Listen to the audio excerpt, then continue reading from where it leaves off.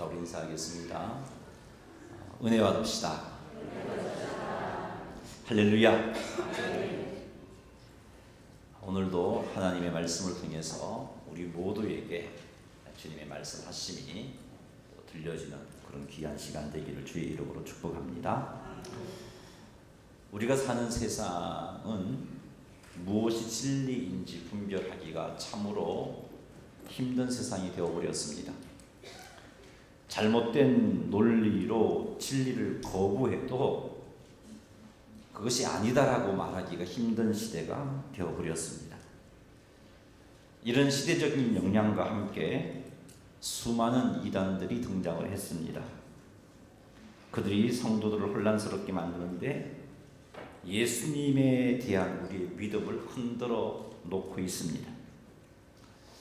그래서 많은 교회들이 아픔을 겪고 많은 성도들이 올바른 믿음에서 떠나간 그런 아픔들이 교회들 안에 있었습니다.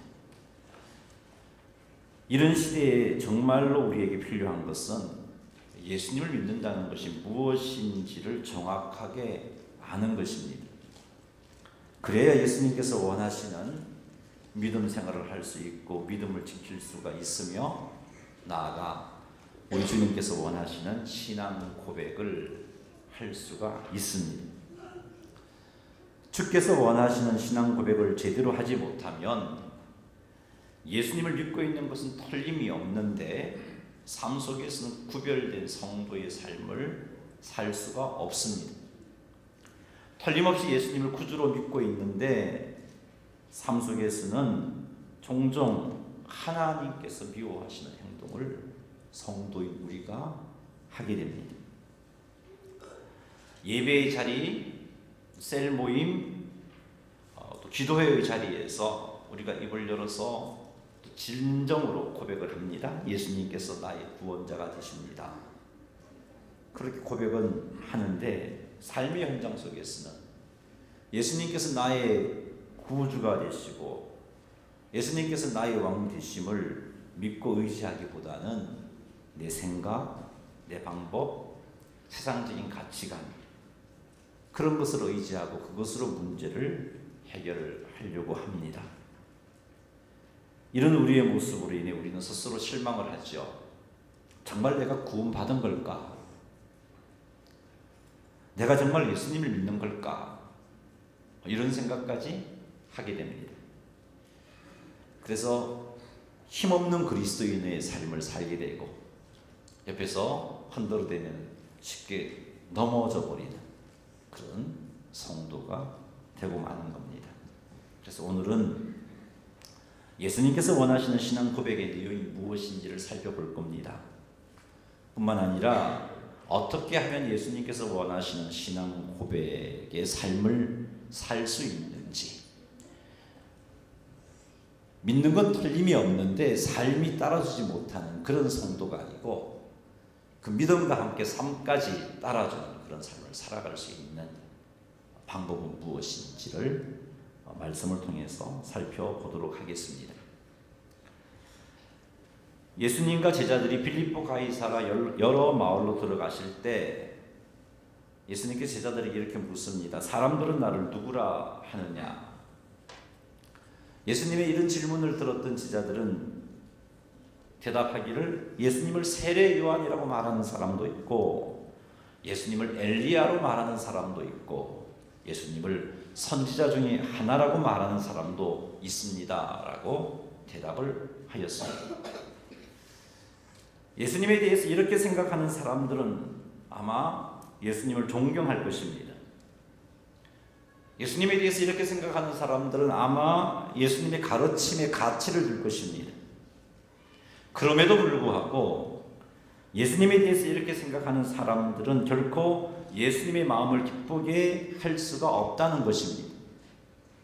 예수님을 존경하고 예수님의 가르침을 가슴에 새기고 그 가르침의 가치를 두고 살지만 그것으로 인해서 예수님을 기쁘게 할 수 없고 뿐만 아니라 하나님께서 준비해 놓으신 구원의 은혜를 누릴 수가 없습니다.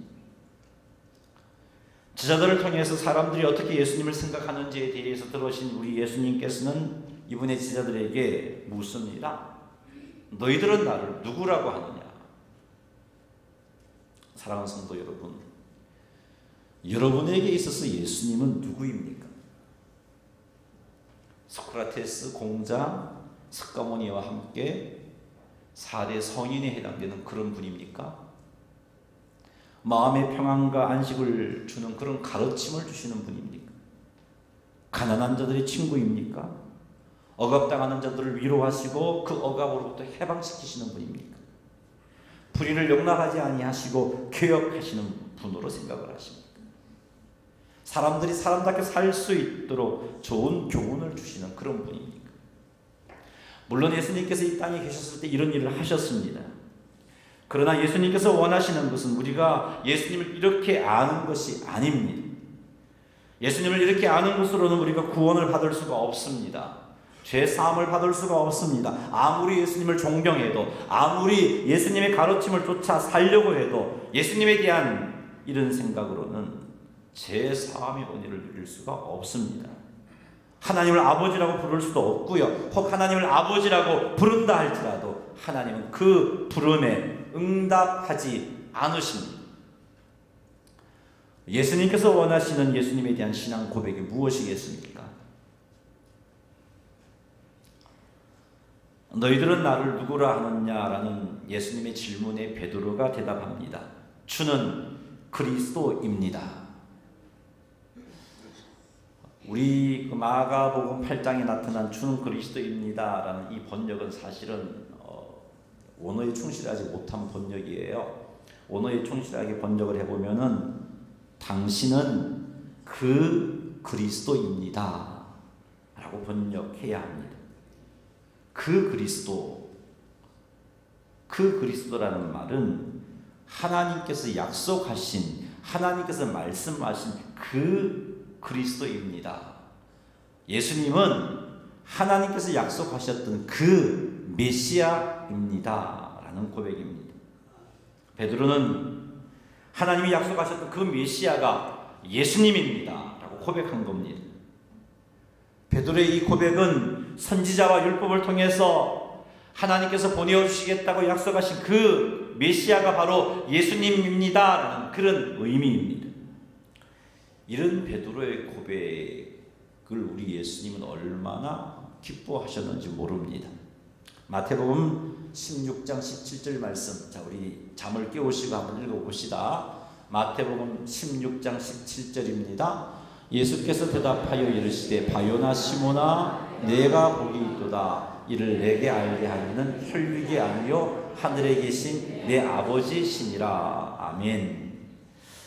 예수님께서 베드로의 신앙 고백을 들으시고 이렇게 말씀하셨어요. 바요나 시몬아 네가 복이 있도다. 그 말은 예수님이 베드로의 신앙 고백을 듣고 기뻤다는 겁니다. 그리고 칭찬하시는 거죠. 예수님께서 원하시는 신앙 고백은 예수님을 하나님께서 약속하신 메시아로 믿는 겁니다. 예수님을 우리의 모든 죄를 해결해 주시기 위해서 하나님께서 보내시마 약속하셨던 구원자로 고백하는 것, 그것을 우리 예수님은 원하십니다. 그렇습니다, 여러분. 예수님은 하나님께서 우리에게 보내신 우리의 구원자입니다. 하나님이 보내신 구원자입니다. 예수님은 구약의 수많은 선지자들을 통해서 하나님께서 보내시마 약속하신 그 우리의 구원자입니다. 예수님은 구약 성경이 말하고 있는 그 구원자이십니다. 사도행전 4장 12절 말씀 읽어보겠습니다. 다른 이로서는 구원을 받을 수 없나니 천하 사람 중에 구원을 받을 만한 다른 이름을 우리에게 주신 일이 없음이라 하였더라. 아멘. 하나님께서 우리의 구원자로 다른 이를 보내신 적이 없습니다. 그 누구도 없습니다. 예수님은 하나님께서 보내신 우리의 유일한 구원자이십니다. 예수님 외에 다른 사람을 우리의 구원자로 주신 일이 없습니다. 예수님만이 하나님께서 약속하신 그 구원자이십니다. 예수님은 우리들이 예수님에 대해서 이렇게 신앙 고백하기를 원하십니다. 사랑하는 성도 여러분, 예수님에 대한 이런 신앙 고백이 있는 사람은 한눈 팔 수가 없어요. 구원의 문제에 있어서. 예수님에 대하여 이런 신앙 고백을 하는 사람은 이만희가 무슨 말을 해도 흔들리지 않는단 말이죠. 예수님에 대한 이런 신앙 고백이 있는 사람은 앞으로 어떤 내용으로 어떠한 논리를 가지고 우리를 미혹한다 할지라도 그 미혹에 흔들리지 않을 수 있습니다. 사랑하는 성도 여러분, 예수님은 하나님께서 우리를 구원하기 위해 우리에게 보내신 유일한 구원자이십니다. 하나님께서 왜 예수님을 우리의 구원자로 보내셨을까요? 착하게 살아라 그렇게 말씀하지 아니하시고, 내 계명을 잘 지켜라 그러면 구원 얻을 수 있어 그렇게 말씀하지 아니하시고, 너희들 구원 얻기 위해서 뭔가 해봐 그렇게 말씀하지 아니하시고, 우리를 구원하시기 위하여 예수님을 왜 보내셨을까요? 하나님께서 예수님을 구원자로 보내시는 이 방법 외에는 우리가 구원받을 수 있는 길이 없었기 때문이에요. 예수님 외에는 구원받을 수 있는 길이 없어요. 이건 놓치지 마세요. 그 누구도 우리를 구원의 자리를 이끌 수가 없습니다. 그 어떤 방법으로도 예수님 밖에는 우리가 구원받을 수 있는 방법이 없습니다. 우리는 선행으로 구원을 얻을 수가 없습니다. 왜냐하면 우리는 죄인으로 태어나기 때문에 죄인이어서 죄를 지을 수밖에 없어요. 그런 우리들을 보고 선을 행하라면 불가능한 일이에요. 예수님을 존경한다고 구원을 얻을 수 있는 것도 아닙니다. 예수님의 가르침을 쫓아 살아간다고 구원을 얻을 수 있는 것도 아닙니다. 예수님께서 베푸신 삶이 너무나 고귀해서 그 삶을 담고 싶어서 노력하는 것으로도 구원을 얻을 수 있는 것이 아닙니다. 왜 이런 것으로 구원을 얻지 못하느냐? 이런 것으로는 죄 사함을 받을 수가 없기 때문이에요. 우리는 죄인인데 이 죄 문제를 이것으로 해결할 수가 없어요. 존경한다고 해결됩니까? 아니에요. 예수님의 가르침을 귀하게 여기고 그 가르침의 가치를 둔다고 내가 죄 사함을 받을 수 있나요? 아닙니다. 죄의 삭은 사망입니다. 죄인은 반드시 하나님의 심판을 받아 지옥 갑니다. 죄인의 죄 문제가 해결되지 않으면 결코 하나님의 심판을 피할 수가 없습니다. 그런데 예수님은 우리의 모든 죄를 대신해서 십자가에서 죽으셨습니다. 예수님은 우리가 치러야 할 우리의 죄값을 예수님의 생명으로 대신 갚아 주시기 위해서 십자가에서 죽으셨습니다. 우리의 죄값을 대신 갚아 주시는 일은 우리의 구원자 예수님 외에는 할 수 있는 이가 없습니다. 우리의 죄를 해결해 주는 구원자가 되려면 그 구원자는요, 그 사람은 적어도 아무런 죄가 없어야 되는 거예요. 그런데 성경에 의하면 모든 사람은 죄인이라고 말하고 있습니다. 의인이 없습니다. 다 죄인입니다. 아담의 후손들은 다 죄인입니다. 그러기에 보통 인간의 생육법으로 출생한 그 누구도 의인이 될 수가 없어요. 죄인입니다. 그렇게 출생한 사람이 내가 너를 구원해 주겠다 말한다면 그건 엉터리입니다. 거짓말이에요. 될 수가 없어요. 자기 죄 문제 때문에 자기가 죽을 수밖에 없는 자가 어떻게 나를 구원한단 말입니까? 그러나 아담의 후손이 아닌 여자의 후손으로 오신 예수님은 죄가 전혀 없으십니다. 성경은 이렇게 말씀하고 있습니다. 요한일서 3장 5절 읽어보겠습니다. 그가 우리 죄를 없애려고 나타나신 것을 너희가 아나니 그에게는 죄가 없느니라. 그에게 죄가 없기 때문에 우리의 죄를 없애기 위해서 이 땅에 오셨고 그 일을 감당할 수 있었던 겁니다. 예수님은 죄가 없는 사람입니다. 그러나 죄가 없는 사람이라는 이 조건만으로는 우리의 구원자가 될 수가 없습니다. 죄가 없으신 사람이면서 동시에 전능하신 하나님이어야 우리의 구원자가 될 수 있습니다. 예수님이 죄가 없으신 사람이지만 예수님이 하나님이 아니라면 예수님은 구원할 수 있는 분이 이 땅의 수많은 사람 가운데 한 명밖에 구원하실 수가 없습니다. 단 한 사람은 구원할 수 있습니다. 그가 하나님이 아니고 죄 없는 사람이라면 자기가 대신 죽고 대신에 어떤 한 사람만 구원하실 수가 있는 거예요. 그러면 우리는 그분을 통해서 구원을 얻을 수 있다는 확신을 가질 수가 없어요. 구원자가 되려면 예수님이 죄 없는 사람이면서 동시에 하나님이셔야 되는 겁니다. 그래야 세상의 수많은 사람들의 죄 문제를 해결하실 수가 있습니다. 이런 자격을 갖추실 분은 예수님 외에는 없어요. 예수님은 죄 없는 사람으로 이 땅에 오셨고 예수님은 하나님이십니다.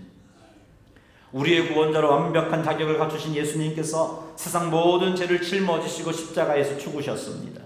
세상 모든 사람들의 죄값을 해결하시기 위해서 십자가에서 죽으셨습니다. 그리고 예수님은 세상 모든 사람들의 죄값을 해결했다는 확정을 주시기 위해서 3일 만에 부활하셨습니다.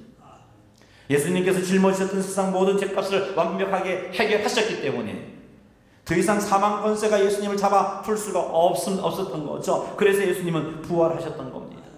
예수님의 부활은 예수님이 짊어지셨던 세상 모든 죄 문제를 해결하셨다는 확정입니다. 하나님께서 약속하시길 예수님을 하나님께서 보내신 구원자로 믿는 자마다 예수님께서 십자가에서 죽으심과 부활을 통하여서 완성하신 죄 사함의 은혜를 주시겠다고 하셨습니다. 그러므로 예수님을 구주로 믿는 자는 누구든지 죄 사함의 은혜를 받게 됩니다. 그래서 죄의 저주에서 자유케 되어 영벌이 아닌 영생을 누리게 되는 것입니다. 그러므로 우리는 예수님을 유일한 구원자로 믿고 유일한 구원자로 고백해야 합니다. 그래야 구원을 얻습니다. 이런 이유로 우리를 너무나 사랑하시는 예수님께서 우리들에게 듣고 싶은 신앙 고백이 예수님만이 나의 유일한 구원자입니다 라는 겁니다. 예수님은 하나님께서 나에게 보내시마 약속하신 유일한 구원자이십니다라고 고백하는 그 신앙 고백을 예수님은 나에게서 우리에게서 듣고 싶어 하시는 것입니다. 우리 시간에 예수님께서 원하시는 신앙 고백을 한번 해보십시다. 의미를 생각하면서 자, 같이 한번 고백해 보겠습니다. 예수님은 하나님께서 우리에게 보내신 유일한 구원자이십니다. 예수님은 우리를 구원하시는 구원자요, 예수님은 하나님이십니다. 아멘. 이런 고백이 날마다 여러분 입술의 고백만으로 끝나지 말고 여러분 영혼 깊은 곳으로 나오는 고백이 되시기를 주의 이름으로 축원합니다. 이렇게 위대한 신앙 고백을 들으신 예수님께서는 제자들에게 자기의 일을 아무에게도 말하지 말라고 경고하셨습니다. 왜냐하면 예수님께서 하나님이 약속하신 그 구원자임을 사람에게 지금 알리면 예수님이 지금 십자가를 지시기 전에 그 사실을 지금 알리면 유대인들은 어떤 생각을 가지고 있냐 하면은 하나님이 약속하신 메시아가 오면은 모세가 우리를 애굽에서 해방시켰던 것처럼 예수님은 우리를 로마에서 해방시킨다라는 생각을 모든 유대인들이 아주 강하게 그 생각을 가지고 있었습니다.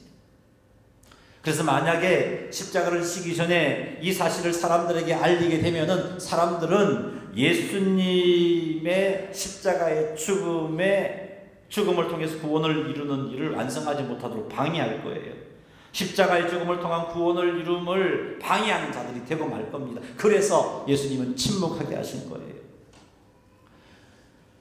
십자가의 죽음을 통해서 구원을 이루는 일이 방해받지 않게 하기 위해서 사람들에게는 지금은 침묵하라고 경고하신 예수님의 그 경고를 생각해 볼 때 예수님의 십자가의 고난과 십자가의 죽으심은 우리 예수님께서 벌써부터 알고 계셨던 우리를 구원하시고자 하는 구원의 방법이구나 하는 것을 우리는 알 수 있습니다.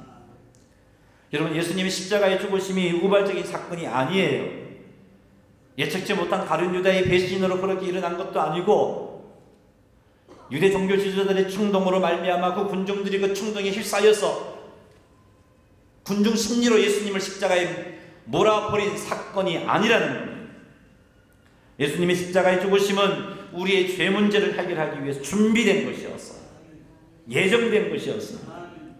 그래서 예수님께서 제자들에게 자기의 일을 아무에게도 말하지 말라고 경고하신 후에 이 사실을 더 분명하게 하기 위해서 예수님의 고난과 죽으심과 부활을 제자들에게 가르쳐 주셨던 겁니다. 마가복음 8장 31절을 읽어보겠습니다. 인자가 많은 고난을 받고 장로들과 대제사장들과 서기관들에게 버림받아 죽임을 당하고 사흘 만에 살아나야 할 것을 비로소 그들에게 가르치시되. 아멘.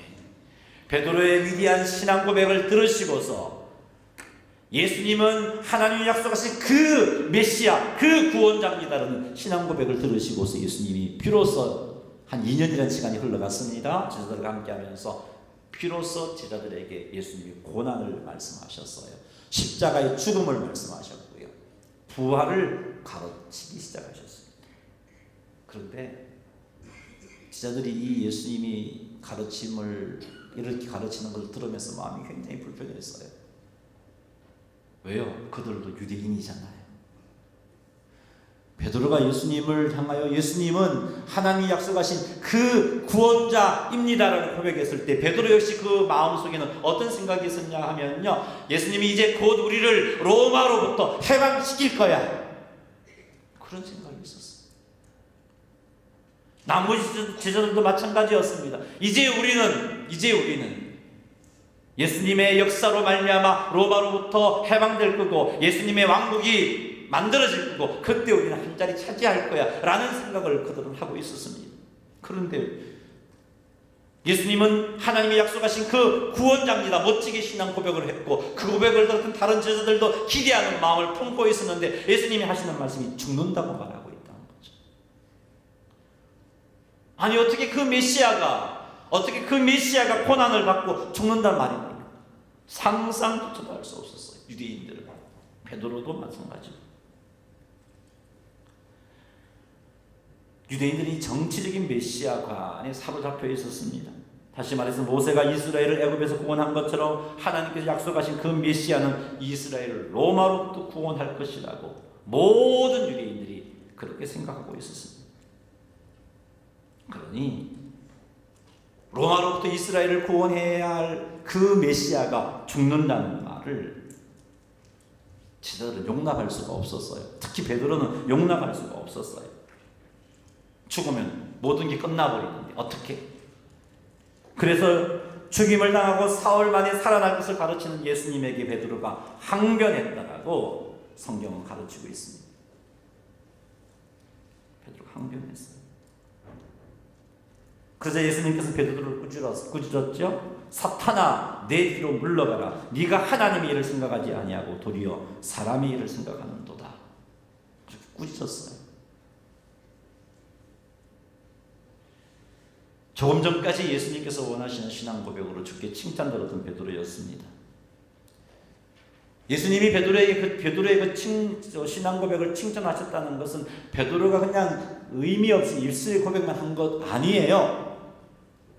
진짜 고백한 겁니다. 예수님은 하나님이 약속하신 그 메시아 맞아요 라고 고백한 거예요. 추호도 의심하지 않았어요. 예수님은 하나님이 약속하신 그 메시아입니다라는 분명한 고백을 하고 분명한 믿음이 있었습니다. 그런 고백을 칭찬들었던 베드로가 어떻게 해서 하나님의 일을 가로막으려는 행동을 하는 자가 되었을까요? 그것은 예수님에 대한 신앙 고백과 예수님을 아는 일에 하나가 되지 못했기 때문이에요. 예수님을 알아가야 되는데 그냥 자기들이 갖고 있는 예수님의 생각에 그냥 그것만 붙잡고 있는 거예요. 예수님은 우리를 로마로부터 구원해 주실 하나님 보내신 메시아, 이것만 붙잡고 있었던 거죠. 예수님께서 원하시는 위대한 신앙 고백을 했음에도 불구하고 예수님을 제대로 알지 못했기 때문에 그들이 조금만 관심을 가지고 선지자와 율법을 살펴보았더라면 고난받는 종에 대해서 하나님이 분명히 말씀하고 계심을 알았을 텐데, 이사야 선지자가 고난받는 당신의 종 메시아를 말씀하고 있었음을 분명히 알았을 텐데 알려고 하지 않았어요. 그래서 신앙 고백을 위대하게 고백했음에도 불구하고 하나님이 이를 가로막으려는 행동을 했던 겁니다. 예수님께서 하나님께서 보내신 구원자로 믿음에도 불구하고 예수님에 대해서 자기 생각, 자기 기준, 자기 가치관에 사로잡혀서 예수님을 생각했기 때문에 이렇게 예수님께 책망 듣는 행동을 하게 된 것입니다. 믿음은 하나님의 은혜로 생기는 겁니다. 이러한 믿음을 소유했다면 우리는 힘써 예수님을 알아가야 합니다. 그래야 온전한 그리스도인이 될 수 있습니다. 그래야 하나님께서 기뻐하시는 신앙 고백의 삶을 살아갈 수가 있습니다. 그래서 바울은 우리들에게 이렇게 도전해주고 있죠. 읽어보겠습니다. 에베소서 4장 13절입니다. 우리가 다 하나님의 아들을 믿는 것과 아는 일에 하나가 되어 온전한 사람을 이루어 그리스도의 장성한 분량이 충만한 데까지 이르리니. 아멘. 하나님의 아들을 믿는 것과 아는 일에 하나가 되라고 권면의 말씀을 주고 있습니다. 사랑하는 성도 여러분, 그래야 온전한 사람이 되어질 수 있습니다. 온전한 성도, 온전한 그리스도인이 되어질 수 있습니다. 그래야 하나님의 일을 거역하는 성도가 아니고 주의 일을 감당하는 성도가 되어질 수 있습니다. 그래야 베드로와 같은 실수를 하지 않을 수가 있습니다. 성숙한 그리스도의 삶을 살아갈 수 있고 점점 예수님을 닮아가는 그리스도인이 되어지는 겁니다. 사랑하는 성도 여러분, 그러니 하나님의 아들을 믿는 것과 아는 일에 하나 되시기 바랍니다. 우리를 위해서 십자가에서 죽으시고 부활하신 예수님께서는 우리들이 이런 삶을 살기를 원합니다. 성숙한 그리스도인의 삶을 살기를 원합니다. 성천하셔서 지금도 하나님 우편에서 우리를 위하여서 기도하시는 예수님께서는 우리들이 예수님을 믿는 것과 아는 일에 하나가 되기를 원하고 있습니다. 그러니 예수님을 아는 일에 힘써야 돼요. 그래야 빛이 되고 소금이 될 수 있고 사명 감당할 수가 있어요. 그래야 주님 닮아갈 수가 있어요. 주께서 원하시는 신앙 고백은 예수님을 하나님께서 보내신 그 구원자로 믿는 것에 멈추는 것이 아니에요. 그것에 멈추었고, 그래서 자기 생각에 사로잡혔던 베드로 보세요. 칭찬 들었다가 책망 들었잖아요. 얼마나 심한 책망입니까? 사탄아, 내 뒤로 물러가라. 하나님께서 우리에게 원하시는 신앙 고백은 예수님은 하나님께서 보내신 유일한 구원자입니다라는 믿음과 함께 그 믿음의 고백이 흔들리지 않도록 예수님을 알아가는 삶을 사는 것, 믿는 것과 아는 것이 일치되게 하는 것, 이것이 하나님께서 우리에게 원하시는, 주께서 원하시는 신앙 고백입니다. 이런 신앙 고백의 삶을 살려면 우리 날마다 하나님의 말씀을 가까이 해야 돼요. 베드로가 이사야라도 가까이 했다면, 그렇죠? 예수님의 제자들이 이사야서 말씀을 제대로 묵상만 했더라면, 맞아, 하나님께서 약속하신 메시아 우리를 대신해서 고난 당하시는 분이네, 알았을 거예요. 성경을 읽고 묵상함으로 예수님을 배워야 됩니다. 알아가야 돼요. 그래야 우리의 신앙 고백이 이슬의 고백으로 끝나지 않고 삶으로 표현될 수 있습니다. 정말 하나님께서 원하시는 그런 신앙 고백의 삶을 살 수가 있고요, 주의 뜻을 거스르는 성도가 아니라 주의 뜻을 이루는 성도가 되어질 수 있습니다. 그러니 말씀을 읽고 묵상하고 듣고 배우는 일에 지금보다 조금 더 열심을 내십시다. 성경 통독에 참여하십시오. 주부에 끼워드리는 그 용지 그냥 아무렇게 버리지 마시고 문제를 풀면서 성경을 읽는 일에 동참해 주시기 바랍니다. 지나친 게 있다면 1주, 2주, 3주, 4주 차를 하지 못했다면 우리 교육자들에게 부탁하시면 그거 내어 드릴 거예요. 가지고 가셔서 성경 읽기에 동참해 주시기 바랍니다. 말씀을 읽고 묵상함으로 내게 주시는 하나님의 음성을 들으려고 노력하시기 바랍니다. 그리고 그 음성에 들은 그 음성에 순종하는 삶을 사십시오. 그런 과정을 통해서 우리는 예수님을 경험하게 됩니다. 예수님을 더 많이 알게 되어집니다.